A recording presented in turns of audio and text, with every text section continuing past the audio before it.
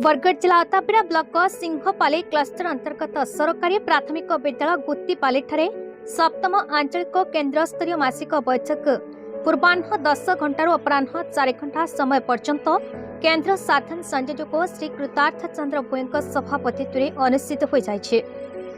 एही बैठक में सिंहपाली क्लस्टर अंतर्गत डाहारुपड़ा, कुकेतिरा, गुत्तीपाली, बनहर, सिंहपाली, टपो, परमाणपुर, खलियापाली आदि विद्यालय प्रधान शिक्षक श्री दुर्योधन माझी, श्री लक्ष्मण साहू, श्री रवि बंसोर, श्री सुनील कुमार साहू, श्री सुरेन्द्र मल्लिक, श्री कौशिक साहू, श्री वीरेन्द्र भोई, श्री दुखीश्याम गटिया तथा उपरोक्त विद्यालयगुड़िकर एफएलएन शिक्षक शिक्षयित्री श्रीमती ललिता प्रधान, सुश्री शकुंतला मिश्र, श्रीमती संध्याराणी नाथ, श्री रमेश चंद्र साहू, श्री सुशांत त्रिपाठी आदि योगदान करथिले।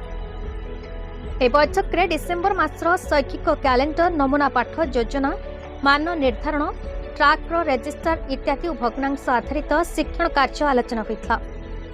ए कार्यक्रम में प्रधान शिक्षक श्री रवि बंसोर स्वागत भाषण देथिबा बेले सहकारी शिक्षक श्री सुभाष महानंद धन्यवाद अर्पण करथिले।